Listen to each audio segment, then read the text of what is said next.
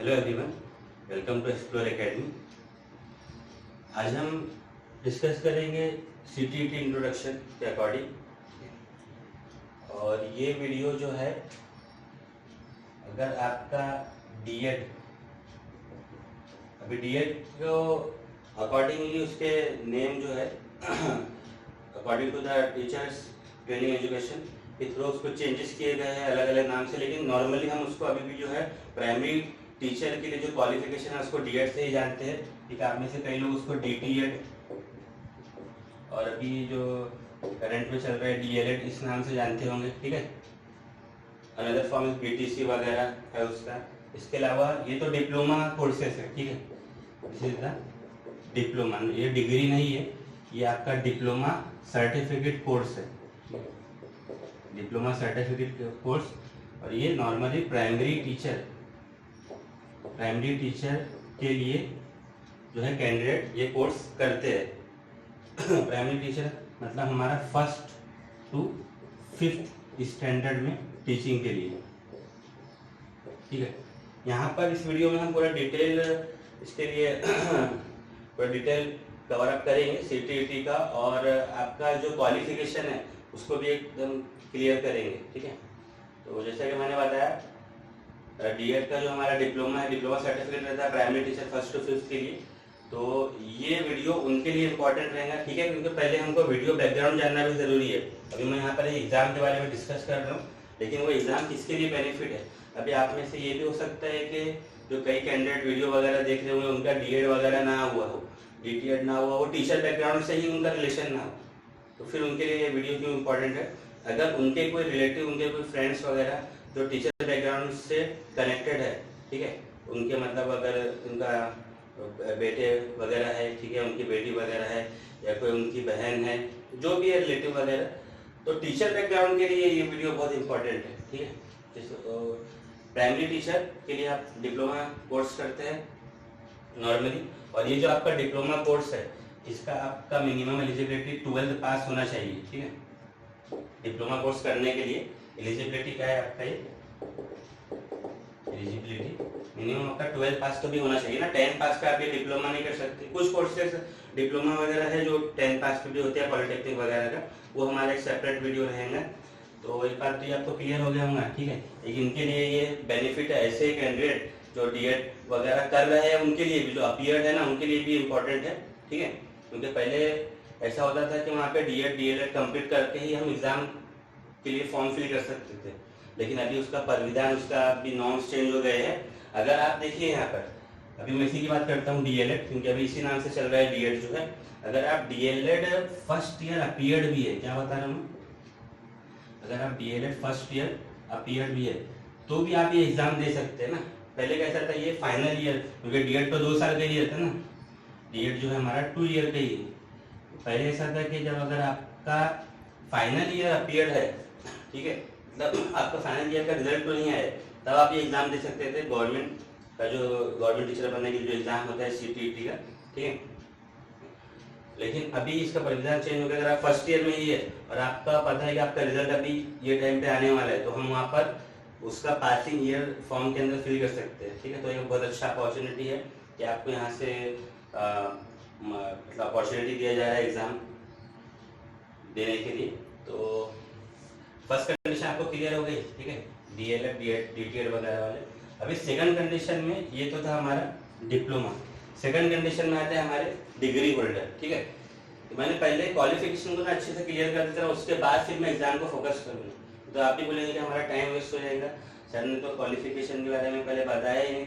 ठीक है, हम तो कुछ और समझ के सीटीईटी एग्जाम समझ रहे थे, तो पहले क्वालिफिकेशन समझ लीजिए। अभी हमने डिप्लोमा का डिस्कस किया। सेकंड हमारा डिग्री जो बीएड है। ठीक है, बीएड, जैसे डीएड का आपको फुल फॉर्म पता ही है, डिप्लोमा इन एजुकेशन। ये है डिप्लोमा इन टीचर एजुकेशन, बस नाम चेंज हुआ, डिप्लोमा इन एलिमेंट्री एजुकेशन। ठीक है, नॉर्मली इसको हम डिप्लोमा इन एजुकेशन डीएड से ही जानते हैं। सेम उसी तरीके से ये डिप्लोमा फॉर्म में है, ये उसका डिग्री फॉर्म है सेकंड वाला बीएड, बैचलर ऑफ एजुकेशन। तो देखिए बीएड कोई भी जो करेगा ना, कोई भी कैंडिडेट करेगा, जैसे मैंने आपको डीएड का एलिजिबिलिटी बताया कि आपको डीएड वगैरह करना है तो आपको 12 पास मिनिमम होना चाहिए। उसी तरीके से आपको बीएड करना है तो इसका एलिजिबिलिटी क्या है, इसमें आपका 12 पास नहीं चलेगा, ठीक है, 12 पास नहीं चलेगा। बीएड आपको अगर करना है तो यहाँ पर आपका ना ग्रेजुएशन, ठीक है, ग्रेजुएशन डिग्री कंप्लीट चाहिए। समझ में आएगा क्या लिखा है यहाँ पर, ग्रेजुएशन डिग्री कंप्लीट, ठीक है। ऐसा नहीं है कि आपका फाइनल ईयर का पीरियड है और आप बीएड में कर लेंगे, क्योंकि देखिए अभी ना बीएड जो है बैचलर ऑफ एजुकेशन, ये दोनों ही एग्जाम जो है ना टीचर्स के अपॉइंटमेंट के लिए जरूरी है, ठीक है। आपको अगर प्राइवेट टीचर गवर्नमेंट टीचर के लिए तो कंपलसरी है ये जो दोनों ही एग्जाम्स है। अलग अलग आपको जैसे स्कूल में अप्लाई मतलब क्वालिफिकेशन लेवल पे अप्लाई करना है, प्राइमरी और मिडिल वगैरह में, उसको भी हम डिस्कस करेंगे अभी। और जो प्राइवेट स्कूल्स है वहाँ पर भी ये जो कोर्सेस है उनको मतलब क्वालिफिकेशन डिग्री के अंदर में, क्वालिफिकेशन क्राइटेरिया के अंदर में माना जाता है कि आपके पास कम से कम इतना तो भी एक क्वालिफिकेशन रहना ही चाहिए टीचर बनने के लिए, ठीक है। ऐसा नहीं कि कोई 12th पास है या कोई दूसरा डिग्री किया हुआ है, ठीक है, बीए वगैरह किया है, बीएससी किया है, जो भी डिग्री है, और डायरेक्ट वाइज टीचर की पोस्ट के लिए अप्लाई कर सके, तो उसके लिए भी कुछ नॉर्म्स है। तो ये जो डिग्री और डिप्लोमा है उन्हीं नॉर्म्स को कंप्लीट करते हैं, ठीक है। तो बीएड के बारे में बताया आपको मैंने, जैसे इसका एलिजिबिलिटी क्या है, ग्रेजुएशन डिग्री कंप्लीट होना चाहिए ना। अभी नॉर्मली हम टीचर बनने के लिए कौन सा ग्रेजुएशन करते हैं, तो नॉर्मली आप बीए वगैरह करेंगे, बैचलर ऑफ आर्ट्स, ठीक है।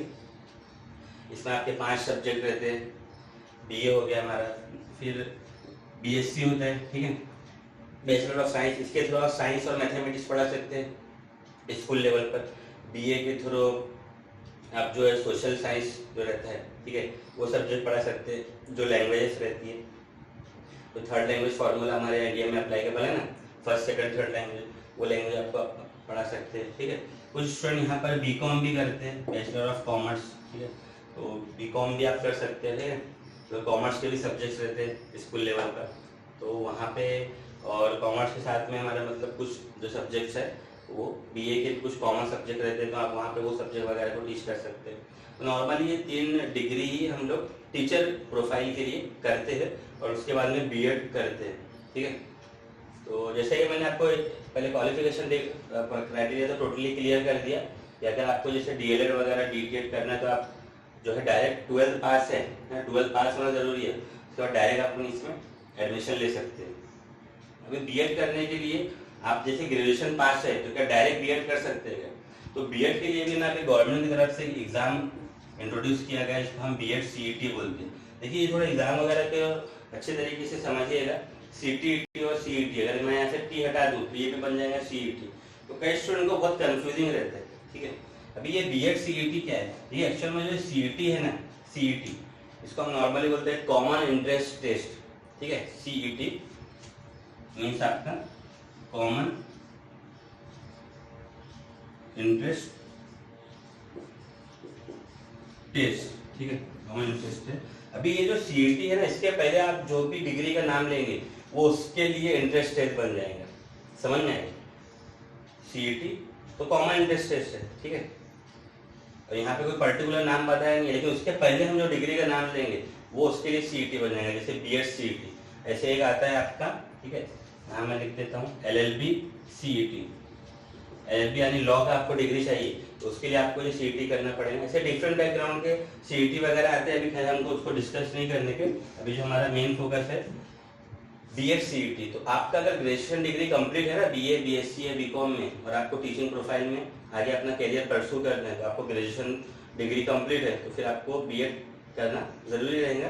तो इसके बाद में जैसे मान के चलिए मैं अभी 2023 का एग्जाम्पल दे रहा हूँ, 2023 में अपना बीए कंप्लीट किया ना, तो फिर इसका डायरेक्ट बीएड आप नहीं कर सकते। इसके लिए ना आपको 2023 में जैसे आपका बीए कंप्लीट हुआ है तो ये बीएड सीईटी का नोटिफिकेशन आता है, ठीक है, बीएड सीईटी का उसकी ऑफिशियल वेबसाइट है, उसको हम नेक्स्ट वीडियो के अंदर में पूरा डिस्कस करेंगे।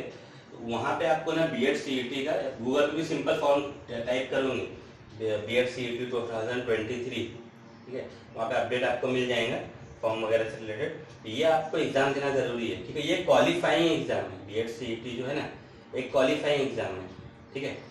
और हमारा जो सीटीईटी है, सेंट्रल टीचर एलिजिबिलिटी टेस्ट, ठीक है, जो मैंने इसका फुल फॉर्म बताया आपको, सेंट्रल टीचर एलिजिबिलिटी टेस्ट, ये कॉम्पिटिटिव एग्जाम है, ठीक है, ये भी क्वालिफाइड ही कर रहा है हमारे को लेकिन ये जो क्वालिफाई आपको जो कर रहा है, जो एग्जाम क्वालिफाई कर रहा है, ये गवर्नमेंट टीचर के लिए क्वालिफाइड कर रहा है, ठीक है। और ये जो आपको क्वालिफाइड कर रहा है, तो आपका जो डिग्री परस्यू करना है ना, बीएड का जो डिग्री परस्यू करना है ना, उसके लिए क्वालिफाइड कर रहा है। तो ये याद रखें, आपको बीएड सीईटी देना जरूरी है। बीएड सीईटी में जो भी आपके स्कोर वगैरह रहेंगे, उसके बाद फिर आप कैट के राउंड वगैरह अटेंड कर सकते हो, और जो भी आप जहाँ पे भी अपना बीएड करना चाहते हैं, जो भी कॉलेज वगैरह आपका बैकग्राउंड में है या जो आपको इजीली अवेलेबल हो सके, ठीक है, ये आपका चॉइस है, उसके अकॉर्डिंग कर सकते हैं। लेकिन जैसा मैंने बताया, ये एग्जाम देना कंपलसरी है बीएड सीईटी, नहीं तो आपको बीएड में कोई भी एडमिशन कोई भी कॉलेज दे ही नहीं सकते ना, ऑनलाइन प्रोसेस है पूरा, ठीक है। तो जैसा कि हमने डिस्कस किया कि बीएड जो है डिप्लोमा है 12 के बाद होता है, और इससे आप 1st to 5th प्राइमरी के टीचर बन सकते हैं, ठीक है। यहाँ पर एक चीज और है बीएड के अंदर में, ठीक है, ये तो अभी हमने क्या बोलेंगे फर्स्ट इसका क्राइटेरिया डिस्कस किया। अभी हम सेकंड क्राइटेरिया डिस्कस करते हैं कि प्राइमरी टीचर के तो आप प्राइमरी स्कूल के तो आप टीचर बन सकते हैं बीएड के थ्रू, लेकिन आपको क्या करना है, सेकेंडरी स्कूल का भी टीचर बनना है। सॉरी, प्राइमरी के तो आप बन सकते हैं, उसके बाद आपको मिडिल स्कूल का भी टीचर बनना है। मतलब ये आपका प्राइमरी हो गया, ठीक है, ये प्राइमरी हो गया, और मिडिल के लिए हम 6 to 8, ठीक है, 6 to 8 स्टैंडर्ड, ठीक है। प्राइमरी के लिए तो आपका सिंपल डिप्लोमा क्लियर है, मतलब, और सीटीईटी का एग्जाम क्लियर है, तो आप गवर्नमेंट टीचर के लिए अप्लाई कर सकते हैं, ठीक है। लेकिन अभी आपको मिडिल स्कूल का टीचर बनना है, ठीक है। आपको लगता है कि नहीं, हम मेरा जो है लेवल थोड़ा टीचिंग का और इम्प्रूवमेंट हो सकता है, और मैं प्राइमरी क्लास से बेहतर तौर पे मिडिल स्कूल में पढ़ा सकता हूँ या पढ़ा सकती हूँ अकॉर्डिंग टू योर जेंडर। तो कैसे आपको मिडिल स्कूल में अगर पढ़ाना है और अभी आपका डीएड का ही क्राइटेरिया, आपके पास कोई दूसरा डिग्री वगैरह नहीं है, तो आपको क्या करना पड़ेगा, प्राइमरी के लिए ना आपको फिर एक ग्रेजुएशन डिग्री कंप्लीट करना पड़ेगा, समझ में? ग्रेजुएशन डिग्री आपका कंप्लीट होना जरूरी है, तभी आप वो मिडिल स्कूल में पढ़ा सकते हैं, ठीक है। और यहाँ पर आके आपका रेंज जो है ना, यहाँ पे आपका रेंज खत्म हो गया, 6 to 8 पे आपका रेंज आके खत्म हो गया। नहीं तो फिर आप बोलेंगे मेरा तो डीएलएड हुआ है सर, और अभी तो 6 to 8 तक ठीक है, अब मैं 9 से 10 पे भी पढ़ाना चाहता हूँ, 9 से 10 भी मैं पढ़ाना चाहती हूँ, अभी मेरे को बताओ और कौन सा मेरे को ग्रेजुएशन करना है। तो यहाँ पे आपका रेंज खत्म हो गया ना। आपका अगर पास डिप्लोमा है तो डिप्लोमा से आप इसके आगे नहीं जा सकते। ये 6 to 8 में स्कूल में पढ़ाना, 6 to 8 क्लास तक पढ़ाना, यहाँ पे डीएड का जो रेंज है, डिप्लोमा स्टूडेंट का जो रेंज है वो खत्म हो गया, इसके ऊपर आप नहीं जा सकते। बस आपका ग्रेजुएशन डिग्री के साथ वहाँ पे वो पॉइंट खत्म हो जाएंगे। नहीं तो अगर आप यहाँ पे पोस्ट ग्रेजुएशन मास्टर डिग्री कर रहे हैं तो आप बोलेंगे सर 9 से 10 में पढ़ा सकते हैं, नहीं तो वो नहीं चलेगा। हाँ, आपको 9 से 10 में पढ़ाना है तो फिर आपको इधर बीएड वगैरह में बीएड करना पड़ेगा, ठीक है। तो एक बात क्लियर हो गया आपको डीएड के लिए, ठीक है।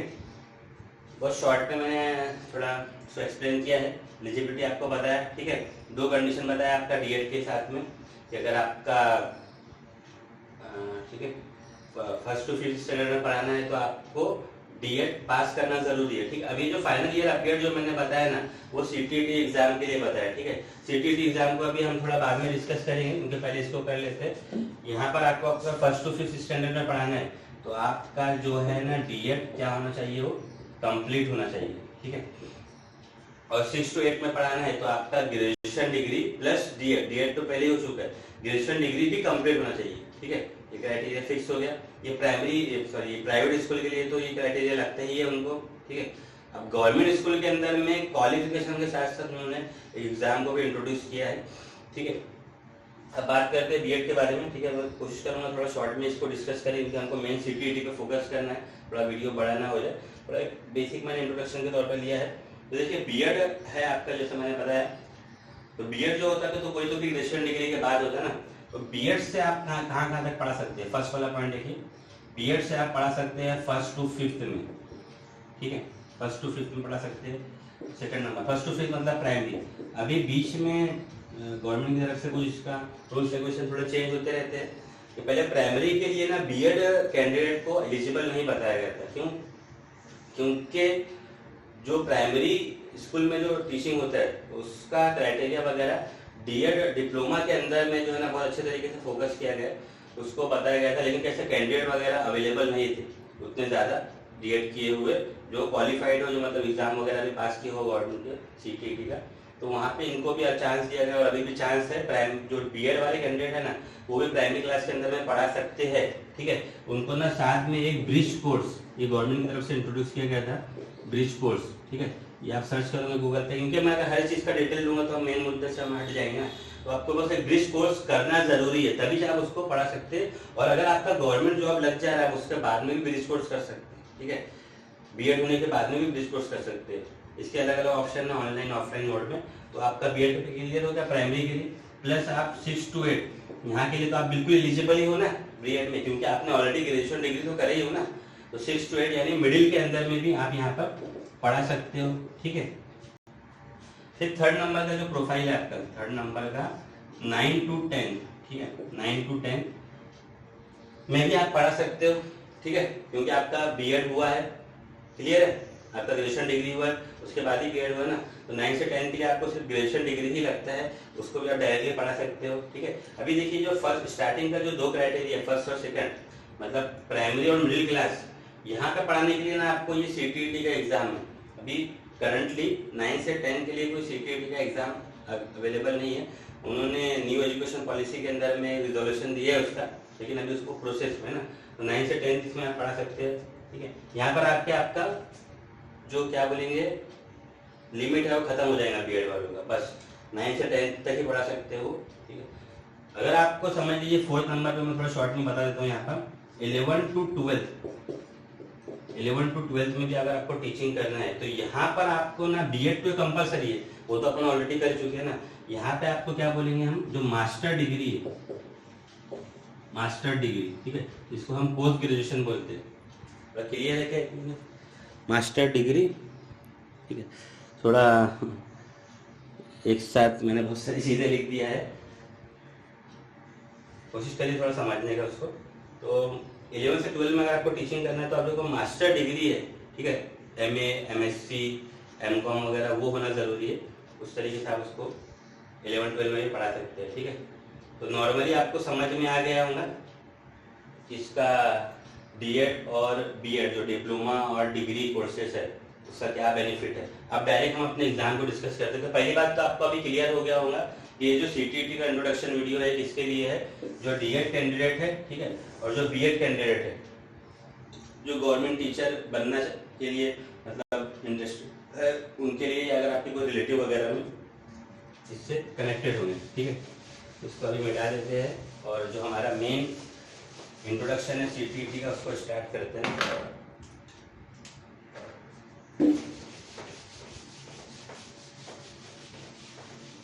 ठीक है, ये एक बार जनरल इंट्रोडक्शन मैंने लिया था ताकि आपका एक थोड़ा माइंडसेट जो है क्लियर है। इसको मैं और डिटेल में भी बना सकता था, लेकिन टाइम लिमिट को देखते हुए अभी जो हमको मेन फोकस करना है उसी पे ही बात करेंगे, ठीक है। अब हम बात करते हैं सीटीईटी एग्जाम से रिलेटेड, ठीक है। अभी ये कौन सा एग्जाम है, तो देखिए सीटीईटी का फुल फॉर्म होता है सेंट्रल टीचर एलिजिबिलिटी टेस्ट, ठीक है, सीटीईटी। ये एग्जाम गवर्नमेंट ने क्यों इंट्रोड्यूस किया, शॉर्ट में देखते हैं, फिर उसका सिलेबस वगैरह को डिस्कस करेंगे। क्योंकि मेन जो है ये सीटीईटी के इंट्रोडक्शन के लिए वीडियो बनाया गया है ना। तभी तो आपको क्लियर हो गया डीएड बीएड का क्या क्राइटेरिया है। तो सेंट्रल टीचर एलिजिबिलिटी टेस्ट जो है, ये आपको जैसे पता होगा हमारे इंडिया में RTE, right to education act 2009 में इंट्रोड्यूस किया गया था। RTE, right to education act, ये जो एक्ट था जो इंडिया के अंदर में एजुकेशनल रिफॉर्म के लिए इंट्रोड्यूस किया गया था। तो इसी एक्ट के अंदर में रिजोल्यूशन था, ठीक है। उसका मेरे पास में जीआर भी है, मतलब उसका पॉइंट कि आरटीई के कौन सा सेक्शन एक्ट सीटीईटी के लिए बताया गया था कि वो कंपलसरी रहेगा। तो ये है sub section 1 of section 23 of RTE act. दिख रहा है क्लियर? आरटीई का सब सेक्शन 1 और सेक्शन 23 ऑफ आरटीई है। ये रिजोल्यूशन ने बताया था कि गवर्नमेंट स्कूल में या सेमी गवर्नमेंट स्कूल में अगर आपको टीचर के लिए अप्लाई करना है तो आपको ना क्वालिफाइंग एग्जाम से होकर जाना पड़ेगा। और उसका नाम उन्होंने रखे थे CTET, ठीक है, मैंने नहीं रखा, उन्होंने इसका नाम रखे थे CTET, ठीक है। मैं थोड़ा मैं इंग्लिश के अंदर में चेंज कर लूँ, जब तक मैं शॉर्ट में आपको थोड़ा वही बता देता हूँ। तो ये CTET जो है ना 2011 से इंट्रोड्यूस किया गया था गवर्नमेंट की तरफ से इंडिया के अंदर में 2011 में, और उसके बाद से साल में एक बार ये एग्ज़ाम कंडक्ट किया जा रहा था, ठीक है। अभी हम 2023 के अंदर में इसको डिस्कस कर रहे हैं। तो 2023 में ये ये जो एग्ज़ाम है इसको 2 बार गवर्नमेंट की तरफ से कंडक्ट कराया जाएगा। एक बार अभी इसका एग्ज़ाम जो है जुलाई अगस्त में होगा और एक बार इसका एग्ज़ाम दिसंबर जनवरी में होगा।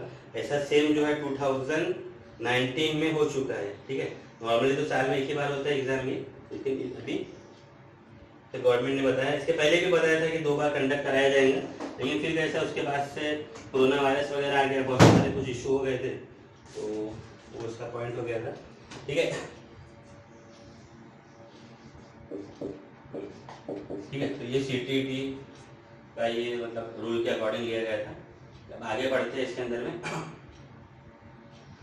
तो सबसे पहले ये जो इंट्रोड्यूस किया गया था 2011 में, ठीक है, 2011 में CTET को इंट्रोड्यूस किया गया था।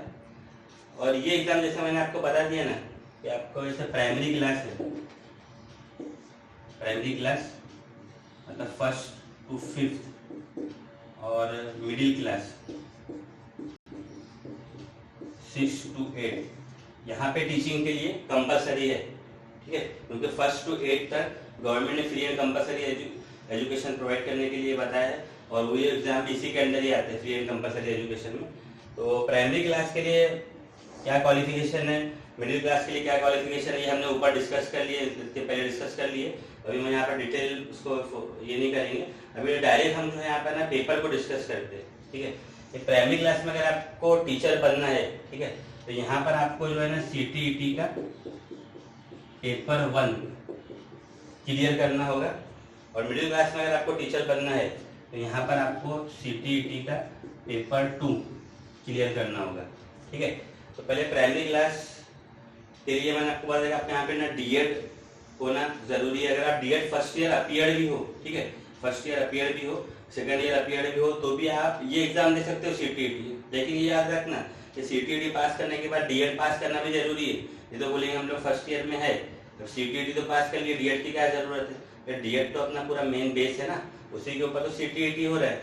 और यहाँ मिडिल क्लास में आपको पढ़ाना है तो यहाँ पे भी आपका ग्रेजुएशन है, और DED अगर आप अपीयर हो फर्स्ट ईयर सेकंड ईयर तो आप ये एग्जाम दे सकते हो, या उसके अलावा अगर आप BEd अपीयर्ड हो, ठीक है, BEd bachelor of education first year second year appeared हो BEd, तो भी आप ये एग्जाम दे सकते हैं, ठीक है। अभी हम ये दोनों एग्जाम के सिलेबस को शॉर्ट में डिस्कस करेंगे, और कितने सब्जेक्ट होते हैं, बहुत से स्टूडेंट में डाउट वगैरह रहता है तो उसको डिस्कस करेंगे, ठीक है।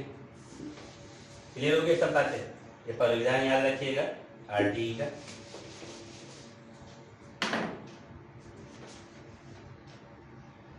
ठीक है, तो नॉर्मली जो है पेपर 1 के अंदर में 5 सब्जेक्ट रहते हैं, ठीक है, और पेपर 2 के अंदर भी 5 सब्जेक्ट रहते हैं, लेकिन पेपर 2 जो है ना आपके ग्रेजुएशन डिग्री के अकॉर्डिंग में थोड़ा उसमें चेंज आ जाता है।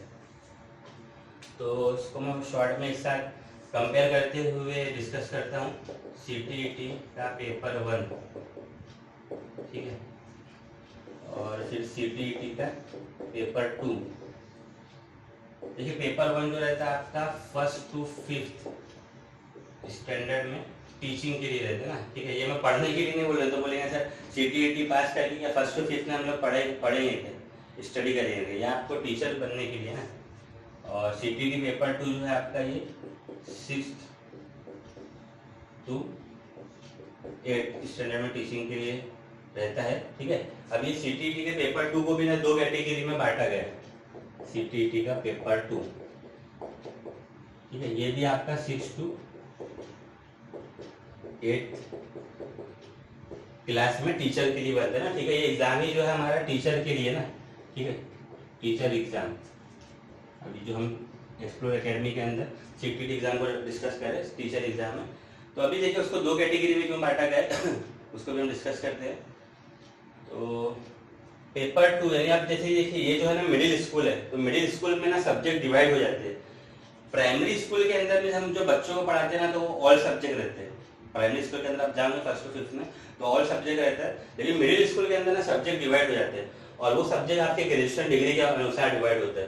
तो अब यहाँ पे जो हमने सीटीटी का पेपर 2 है ना, ये हम डिस्कस कर रहे हैं बीए, जिनका बीए हुआ है, ठीक है, तो वो कौन सब्जेक्ट पढ़ा सकते हैं, सोशल साइंस, ठीक है, सोशल साइंस वगैरह पढ़ा सकते हैं और लैंग्वेजेस वगैरह पढ़ा सकते हैं, ठीक है। बीए है या आपका बीकॉम है, इस तरीके से मतलब दोनों ही पेपर 2 है, ठीक है, लेकिन वो सब्जेक्ट वाइज को मैंने अलग अलग डिस्ट्रीब्यूट किया हूँ। और अगर आपका बीएससी हुआ है तो आप जो है इसमें क्या पढ़ सकते हैं, science and maths, middle school में ना साइंस एंड मैथ्स पढ़ा सकते हैं, ठीक है। यहाँ पे आप सोशल साइंस नहीं पढ़ा सकते, यहाँ पर आप साइंस नहीं पढ़ा सकते, सबका बैकग्राउंड अलग अलग है, तो ये आपको क्लियर होगा। और 1st to 5th में तो कोई दिक्कत ही नहीं है, यहाँ तो आपको क्या पढ़ाना है, ऑल सब्जेक्ट पढ़ाना है, ठीक है, ऑल सब्जेक्ट।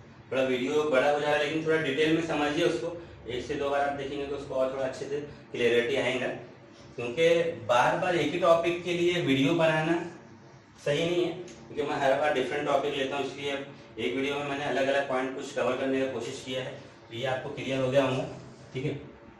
अब देखिए यहाँ पे हम जो है सीटीटी एग्जाम के बारे में डिस्कस करते हैं ना, सीटीटी एग्जाम, ठीक है।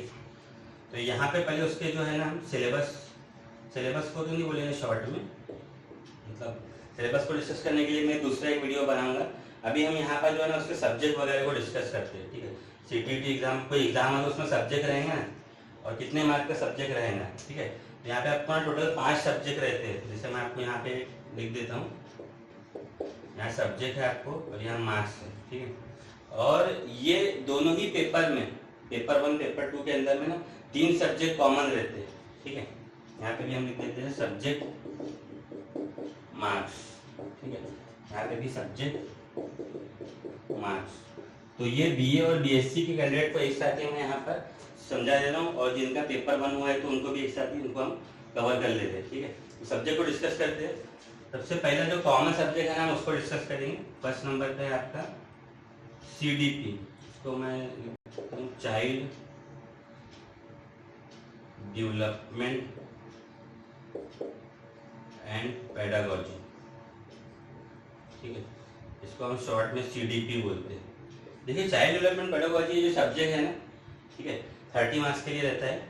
ये जो सब्जेक्ट है चाइल्ड डेवलपमेंट पेडागोजी, किस तरीके से बच्चों को टीच करना, ठीक है, कैसे उनको पढ़ाना और किस तरीके से बच्चों का ओवरऑल डेवलपमेंट होता है थ्रू आउट द लाइफ, उसको हम डिस्कस करते हैं। इसको शॉर्ट में सीडीपी बोलते हैं। ये सभी आपके पेपर के अंदर कॉमन है, चाइल्ड डेवलपमेंट पेडागोजी, यहाँ पे भी आपका रहेगा सीडीपी, ठीक है, 30 मार्क्स का, ठीक है, ये सब्जेक्ट कॉमन है। सेकंड सब्जेक्ट जो है आपका यहाँ पे रहेगा लैंग्वेज 1, ठीक है।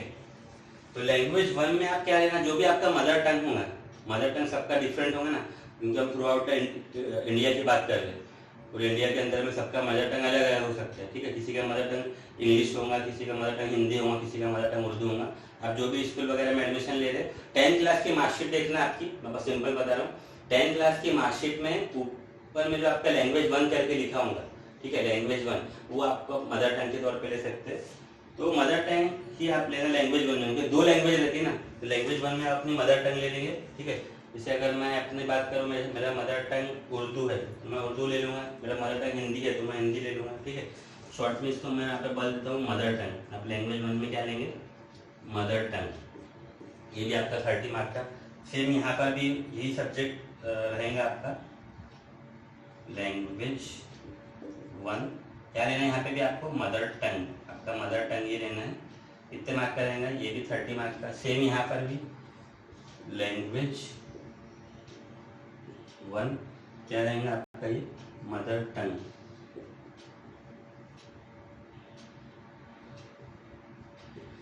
$30 मार्क का, ठीक है। अभी इसी की जैसे यहाँ पर आपका है लैंग्वेज 2, ये सब्जेक्ट है। सब्जेक्ट के सिलेबस को ना मैं 2 वीडियो आप मेरा अच्छे से देखिएगा सीटीटी के, एक ये वीडियो है और एक सेकंड वीडियो में अभी एग्जाम ये ऑनलाइन हो गया है, तो ऑनलाइन एग्जाम किस तरीके से मतलब उसके लिए प्रिपरेशन करना और क्या सिलेबस रहेगा वो सेकंड वीडियो में हम बनाएंगे। लैंग्वेज 2, अब लैंग्वेज 2 अपना मदर टंग के अलावा, क्योंकि 2 लैंग्वेज अलग अलग रहती है, तो आपके मदर टंग के अलावा कोई दूसरा लैंग्वेज आप ले सकते हैं जो आपको ईजी चाहता हो, ठीक है, ईजी। कई स्टूडेंट यहाँ पे हिंदी वगैरह लेते हैं, आप हिंदी भी ले सकते हो, लेकिन कैसा, मैं as a teacher point of view आपको बता रहा हूँ, क्योंकि मैं इसका कोचिंग भी करता हूँ, CTET का पढ़ाता हूँ मैं बच्चों को, मतलब कैंडिडेट्स को, बच्चे से नहीं बोलेंगे तो खुद ही टीचर है। तो लैंग्वेज 2 जो है ना, हिंदी जो स्टूडेंट वगैरह लेते हैं थोड़ा शुद्ध हिंदी टाइप वगैरह में आता है, कि हमारा उतना प्रैक्टिस नहीं हो पाता। ऐसा नहीं है कि हिंदी थोड़ा डिफिकल्ट है, हमारी राष्ट्रभाषा है ना, प्रैक्टिस करेंगे तो आगे हो सकता है। तो आप जो भी आपका लैंग्वेज 2 इंग्लिश या हिंदी में से आप कोई तो भी एक ले सकते हैं, इंग्लिश और हिंदी, जो भी आपको सूटेबल पड़े, क्योंकि 20 लैंग्वेज का प्रविधान है इसमें। अभी किसी का स्टेट लैंग्वेज मराठी है और उसको उस पर बहुत अच्छा फोकस है, तो आप मराठी ले सकते हैं, ठीक है, जो आपका स्टेट लैंग्वेज है। उसके लिए आप ही बेहतर जानेंगे ना, कोई आपको नहीं बताएगा कि आपको क्या लैंग्वेज 2 लेना है, ठीक है। लैंग्वेज 1 तो मदर टंग ही लेना है, लैंग्वेज 2 जो आपको ईजी है। तो यहाँ पर भी आपका लैंग्वेज 2 रहेगा 30 मार्क का, सेम यहाँ पर भी आपका लैंग्वेज 2 रहेगा 30 मार्क का, ठीक है। अभी आप देख रहे होंगे ये जो 3 कैटेगरी में मैंने इसको डिवाइड किया है, पेपर 1 प्राइमरी टीचर के लिए रहता है, तो इसमें ये जो 3 सब्जेक्ट है 30, ये भी 30 मार्क्स का, ठीक है। यानी 90 मार्क्स का जो सिलेबस है ना आपका, 90 मार्क्स का जो सिलेबस है, तीनों ही कैटेगरी में सेम है, ठीक है।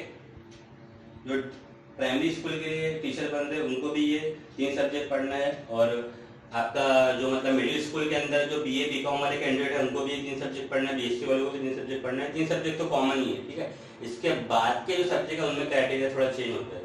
तो ये अगर आप समझ लीजिए पेपर 1 का प्रिपरेशन कर रहे हैं तो उसके अकॉर्डिंग पेपर 2 पेपर 3 का भी कर सकते हैं, ठीक है। थोड़ा बहुत ही इसमें मतलब जो है मैं सब्जेक्ट बता रहा हूँ उसके अंदर चेंजेस आने वाले हैं। तो पेपर 1 प्राइमरी टीचर के लिए 4th नंबर का जो सब्जेक्ट है वो है हमारा EVS, इन्वायरमेंटल स्टडीज, ठीक है। EVS यानी कि इन्वायरमेंटल स्टडीज 30 मार्क का होता है ये भी। और 5th नंबर का सब्जेक्ट है मैथ, ठीक है, मैथमेटिक्स। जनरल लेवल का मैथमेटिक्स 30 मार्क का रहता है वो भी, क्योंकि देखिए जनरल लेवल का मैथमेटिक्स जो है प्राइमरी स्कूल के लिए रहता है, बहुत ज़्यादा डिफिकल्ट नहीं है। इस तरीके से पूरा ये जो है 150 मार्क का आपका पेपर होता है, समझ में आएगा। अभी हमने पेपर 1 का पूरे सब्जेक्ट को डिस्कस कर लिया ना, 3 सब्जेक्ट तो सभी में कॉमन है। 4th नंबर का सब्जेक्ट है EVS, इन्वायरमेंटल स्टडीज।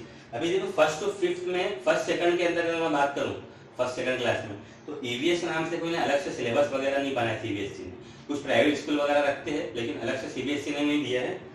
तो EVS में ना आपको basic environmental studies, basic science, ये सब के कुछ कंसेप्ट वगैरह वहाँ पे डिस्कस किए जाते हैं, और मैथमेटिक्स जनरल लेवल का जैसा मैंने बताया। अब हम देखते हैं BA BCom कैंडिडेट के लिए पेपर 2 के अंदर में 3 सब्जेक्ट, 4th नंबर का सब्जेक्ट क्या रहता है उनको।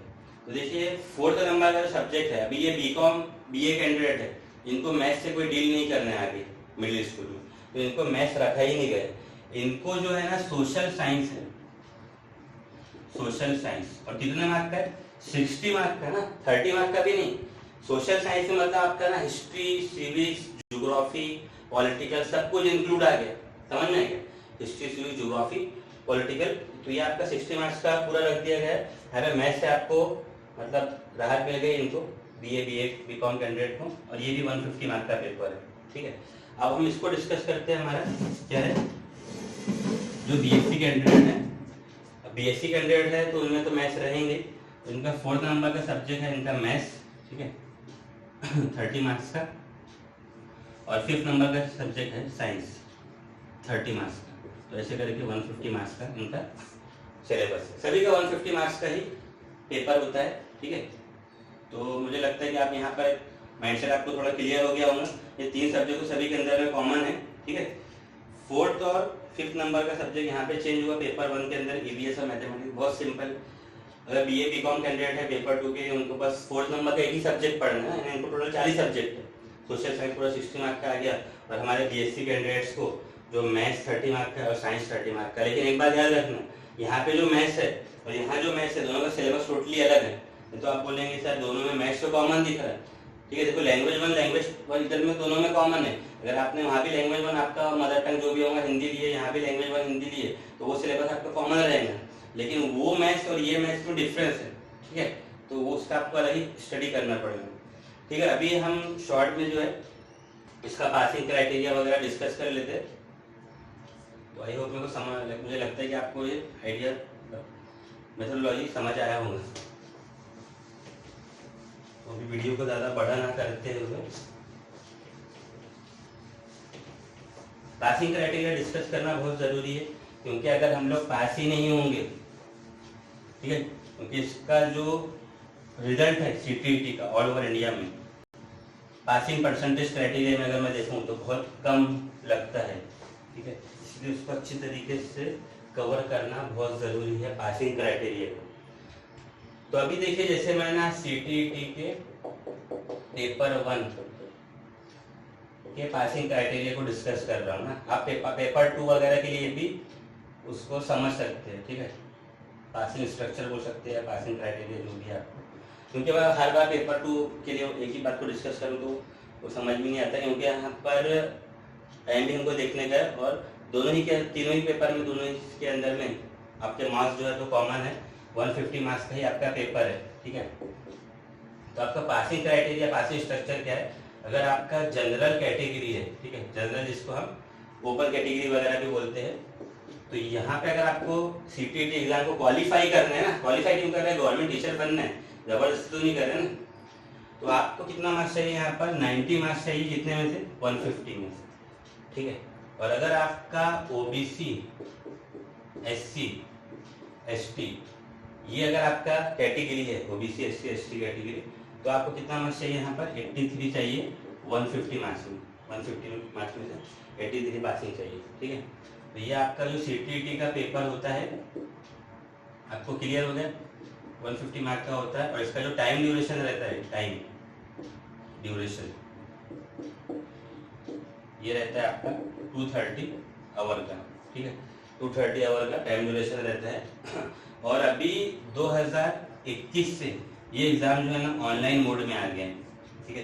तो एक वीडियो मैं ऑनलाइन मोड के लिए भी बनाऊंगा कि किस तरीके से ऑनलाइन में आप एग्जाम दे सकते हैं, क्योंकि कई स्टूडेंट वगैरह ना बहुत उससे डरे हुए रहते हैं कि सर ऑनलाइन हमने तो कभी कंप्यूटर पकड़े नहीं, कंप्यूटर को हाथ नहीं लगाया, हमको करंट लग जाएगा तो क्या होगा, और कंप्यूटर में से कोई निकल के बाहर आ गया तो क्या होगा, हमको कंप्यूटर के अंदर दे दिए तो क्या होगा। तो ऐसा कुछ नहीं होता, कंप्यूटर के अंदर इतनी शक्ति नहीं है, ठीक है। तो 2021 से ऑनलाइन एग्जाम हुआ, उसके पहले ना एग्जाम ऑफलाइन होता था, जैसे मेरे पास में ये ऑफलाइन एग्जाम का क्वेश्चन पेपर है, ठीक है। तो यहाँ पर ना मैं आपको थोड़ा एक क्वेश्चन नंबर का सीक्वेंस यहाँ पर क्लियर कर देता हूँ। कई स्टूडेंट को क्वेश्चन नंबर का सीखी, तो सब्जेक्ट तो हमने अपने हिसाब से डिस्कस किया ना, कॉमन सब्जेक्ट था।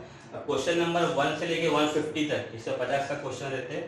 तो देखिए यहाँ पर जो क्वेश्चन नंबर 1 से लेकर क्वेश्चन नंबर 30, ये जो रहेगा आपका कौन से सब्जेक्ट से रहेगा, ये रहेगा आपका चाइल्ड डेवलपमेंट पेडागोजी से, जिसको हम सीडीपी बोलते हैं ना। 1 से 30 कोई भी पेपर आप उठा लीजिए, यही सीक्वेंस में आपको आएगा ना, 1 से 30 रहेगा चाइल्ड डेवलपमेंट पेडागोजी से, ठीक है। फिर उसके बाद आपका क्वेश्चन नंबर 31 से क्वेश्चन नंबर 60, ठीक है। 30 क्वेश्चन का यहाँ पे डिवाइडाइजेशन है, तो 31 इधर लिख देता हूँ मैं थोड़ा, 31 से 60 ये आपका रहेगा मैथ्स, ठीक है। सेम उसी तरीके से क्वेश्चन नंबर 61 से क्वेश्चन नंबर 90 ये आपका रहेगा ईवीएस। ये जो है ना मैं पेपर 1 के लिए डिस्कस कर रहा हूँ, ठीक है, पेपर 1 के लिए। पेपर 2 के लिए इसका क्राइटेरिया डिफरेंट है, अभी फिलहाल पेपर 1 में डिस्कस कर रहे हैं। फिर इसके बाद में क्वेश्चन नंबर 91 से लेके क्वेश्चन नंबर 120 ये आपका क्या रहेगा, लैंग्वेज 1, ठीक है। और लास्ट आपका क्वेश्चन नंबर 121 से क्वेश्चन नंबर 150 ये आपका रहेगा लैंग्वेज 2। जो भी आपने लैंग्वेज 2 और 1 लिया है ये आपके अकॉर्डिंग है, सबका अलग अलग हो सकता है, कोई दिक्कत की बात नहीं है उसके अंदर में, ठीक है। इस तरीके से सीक्वेंस में आपका रहेगा, पहले सीडीपी के 30 क्वेश्चन रहेंगे, फिर मैथ्स के, फिर ईवीएस के, लैंग्वेज 1, लैंग्वेज 2 के, और टाइम ड्यूरेशन है 230 आवर, ठीक है। एक मेरा ना सेपरेट वीडियो उसके ऊपर में भी बना हुआ है कि कौन से सब्जेक्ट को कितना टाइम देना है। नहीं तो अगर आप पूरा टाइम मैथ्स को ही दे दोगे या पूरा टाइम चाइल्ड डेवलपमेंट पेडागोजी को दे देंगे, क्योंकि ये पूरा थ्योरेटिकल सब्जेक्ट है ना, बहुत ज़्यादा उसको स्टडी करना पड़ता है, तो बाकी सब्जेक्ट के लिए आपके पास टाइम नहीं बचेगा। समझ में आएगा। एक सेपरेट वीडियो मेरा टाइम टेक्निक्स पे भी बना हुआ सीटीईटी का, उसको भी आप फॉलो कर सकते हैं, ठीक है। तो इस तरीके से ये 230 2.5 घंटे का पेपर, उसमें आपको ये कवर करने का है। एक चीज़ मैं थोड़ा यहाँ पर लास्ट में एक पॉइंट और डिस्कस करते हैं, उसके बाद में ये वीडियो क्लोज हो जाएंगे। तो शॉर्ट में देख लीजिए, आपका ज़्यादा टाइम वेस्ट ना करते हुए। जो सब्जेक्ट्स है यहाँ पर, ठीक है, जैसे चाइल्ड डेवलपमेंट पेडागोजी जो है ना, तो 30 मार्क का पूरा पेडागोजी ही है। उसके अलावा जो 4 सब्जेक्ट है, ठीक है, ये 4 सब्जेक्ट के बारे में बता रहा हूँ। ऐसा सेम जो है पेपर 2 के अंदर में भी फॉलो किया जाएगा। तो सब्जेक्ट में कैसा रहेगा, आपका पेडागोजी और कंटेंट दोनों को मिक्स करके सीटीईटी क्वेश्चन पूछते हैं, ठीक है। जैसे मैथ्स की मैं बात करूँ, मैथ्स, तो मैथ्स में क्या रहेगा आपका 30 मार्क का है आपका पेपर ना मैथ्स का। इसी तरीके से सेम ईवीएस के लिए भी रहेगा, सेम लैंग्वेज 1 लैंग्वेज 2 के लिए भी रहेगा ना। क्या रहेगा, जो 15 मार्क्स है आपका, ठीक है, यहाँ पे भी 15 मार्क्स, 15 मार्क्स जो है ये क्या रहेंगे, जैसे रहेंगे ये मैथ्स कंटेंट, और 15 मार्क का रहेगा मैथ्स पेडागोजी।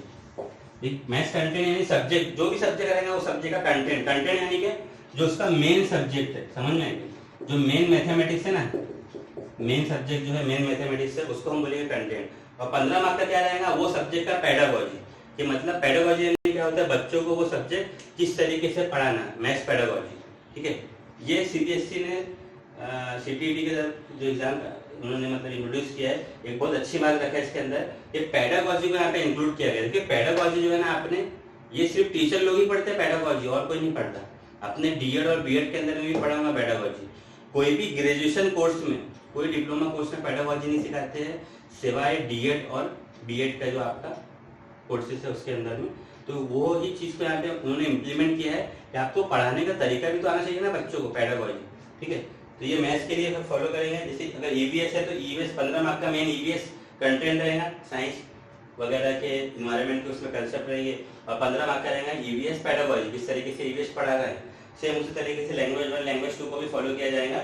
जैसे मगर लैंग्वेज 1 इंग्लिश की बात करूँ, अगर किसी ने लैंग्वेज 1 इंग्लिश लिया है तो 15 मार्क का आपका रहेगा लैंग्वेज 1 का इंग्लिश का मेन जो इंग्लिश का टॉपिक है। मतलब 15 मार्क का जो है आपका नॉर्मली लैंग्वेज के अंदर में ना एक पैसेज और एक पोयम आता है, कोई भी लैंग्वेज है, ठीक है, उसमें वो लैंग्वेज के अकॉर्डिंग, जैसे हिंदी का है तो हिंदी में भी आपको क्या रहेगा, एक पैसेज हिंदी में और एक पोयम रहेगा ना।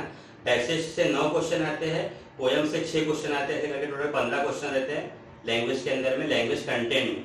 और 15 मार्क का रहता है लैंग्वेज पेडागोजी, किस तरीके से बच्चों को लैंग्वेज पढ़ाने का, ठीक है। उस तरीके से उसको सब्जेक्ट्स वगैरह को डिस्कस किया जाता है, ठीक है। तो मुझे ऐसा लगता है कि आपको कुछ बातें यहाँ पर क्लियर हुआ होगा, फिर भी कुछ बातें हो सकते हैं मेरे से बताने में रह गई हो। तो अब इसका मैं जो सेकंड वीडियो बनाएंगे, ठीक है, सेकंड वीडियो जो मैं बनाऊंगा उसके अंदर में ना ये जो 3 कैटेगरी में हमने पेपर को बांटे हैं, पेपर 1 और पेपर 2 में भी आपका बीए बीकॉम और बीएससी वालों का अलग क्राइटेरिया के हिसाब से उनके सिलेबस को डिस्कस करेंगे, और ऑनलाइन एग्जाम किस तरीके से देते हैं उसको डिस्कस करेंगे, ठीक है। अगर आपको कुछ डाउट वगैरह है या चाहते हैं कि कुछ और चीज़ों के बारे में एक्सप्लोर किया जाए, तो अपने तो क्लास का नाम ही है एक्सप्लोर एकेडमी, तो डेफिनेटली हम उसके ऊपर काम करेंगे, ठीक है। अगर आपको लगता है कि कुछ इम्प्रूवमेंट करना चाहिए मेरी तरफ से तो आप उसको भी बताइए, I am always ready for my improvement, ठीक है। और ये as a teacher point of view में बता रहा हूँ ना, अगर आप भी टीचर बनने वाले हो तो अपने आप में इम्प्रूवमेंट के लिए हमेशा रेडी रहना, ठीक है। क्योंकि हमने चाइल्ड डेवलपमेंट पेडागोजी के अंदर आप एक पॉइंट पढ़ेंगे कि learning is the ongoing process in the life. जिंदगी में हमेशा जो ये कंटिन्यू रहने वाला प्रोसेस है लर्निंग, वो कभी नहीं रुकते ना, ठीक है।